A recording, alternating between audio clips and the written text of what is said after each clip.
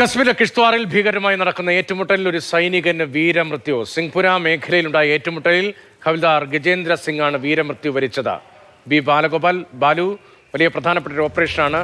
ഒരു സൈനികന് വീരമൃത്യു വരിക്കേണ്ടി വന്നു. ഇതടക്കം എന്തൊക്കെ ഓപ്പറേഷനുമായി ബന്ധപ്പെട്ട പുരോഗതി റിപ്പോർട്ടാണ് ഇപ്പോൾ പുറത്തേക്ക് വരുന്നത്.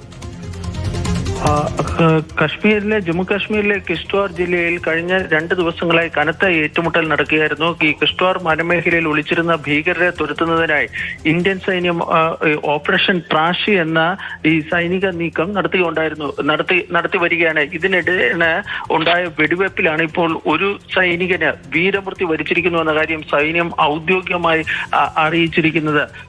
ഹവിൽദാർ ഗജേന്ദ്ര സിംഗിനാണ് ഈ സിംഗ്പുര മേഖലയിലുണ്ടായ ഏറ്റുമുട്ടലിൽ ഈ വീരമൃത്യു വരിച്ചതെന്നാണ് ഇപ്പോൾ സൈന്യം വ്യക്തമാക്കുകയും ചെയ്തിരിക്കുന്നത്. ഏതായാലും ഏറ്റുമുട്ടൽ ഇപ്പോഴും തുടരുകയാണ്. ജെയ്ഷെ മുഹമ്മദുമായി ബന്ധപ്പെട്ട ഈ ഭീകരരാണ് ഈ കിഷ്ത്വാറിലെ സിംഗൂർ മേഖലയിൽ ഇപ്പോഴും ഉള്ളത്, അല്ലെങ്കിൽ കുടുങ്ങിക്കിടക്കുന്നതെന്നാണ് സൈനിക വൃത്തങ്ങളുമായി ബന്ധപ്പെട്ട കേന്ദ്രങ്ങൾ വ്യക്തമാക്കുകയും ഭീകര സാന്നിധ്യമുള്ള മേഖലയാണോ, പ്രാദേശികമായ സഹായം ലഭിക്കുന്ന സ്ഥലമാണോ? ഓപ്പറേഷൻ ഈ 2ാം ദിവസത്തിലും നീളുന്ന സാഹചര്യത്തെക്കുറിച്ച് സൈനിക വൃത്തങ്ങൾ വിശദീകരിക്കുന്നുണ്ടോ ബാലു? ഈ ഓപ്പറേഷനെ സംബന്ധിച്ചുള്ള, അതായത് ഓപ്പറേഷൻ ട്രാഷിയെ സംബന്ധിച്ചുള്ള കൂടുതൽ വിശദാംശങ്ങൾ ഇപ്പോൾ സൈന്യം ഔദ്യോഗികമായി പങ്കുവച്ചിട്ടില്ല. കാരണം ഇപ്പോഴും ഓപ്പറേഷൻ തുടരുകയാണ്. അതുകൊണ്ട് തന്നെ ഈ കിഷ്ത്വാറിലെ സിംഗ്പൂര മേഖലയിലെ വനപ്രദേശത്ത് പൂർണ്ണമായും അത് വളഞ്ഞ് വലിയ തോതിലുള്ള ഒരു തെരച്ചിൽ ഇപ്പോൾ പുരോഗമിക്കുകയാണ്. ഏതായാലും നേരത്തെ സൂചിപ്പിച്ചിരുന്നത് പോലെ തന്നെ ഈ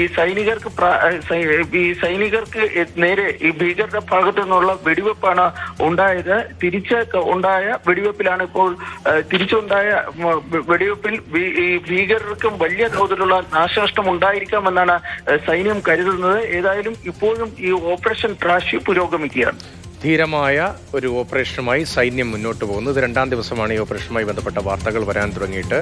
അതിനിടയിലാണ് ഒരു സൈനികൻ വീരമൃത്യു വരിച്ചു. ഹവിൽദാർ ഗജേന്ദ്ര സിംഗ് രാജ്യത്തിന് വേണ്ടി ജീവൻ നഷ്ടപ്പെടുത്തി, വീരചരമം പ്രാപിച്ചു എന്ന വിവരം ഉൾപ്പെടെ ഇപ്പോൾ വരുന്നത്. പക്ഷേ ഓപ്പറേഷനുമായി ബന്ധപ്പെട്ട, ഭീകരരെ കീഴടക്കിയതുമായി ബന്ധപ്പെട്ട വിവരങ്ങൾ ഇനി കുറെ കൂടി വിവരങ്ങൾ പുതുതായി വരേണ്ടതുണ്ട് എന്നതാണ് ബാലഗോപാൽ നൽകുന്ന വിവരം.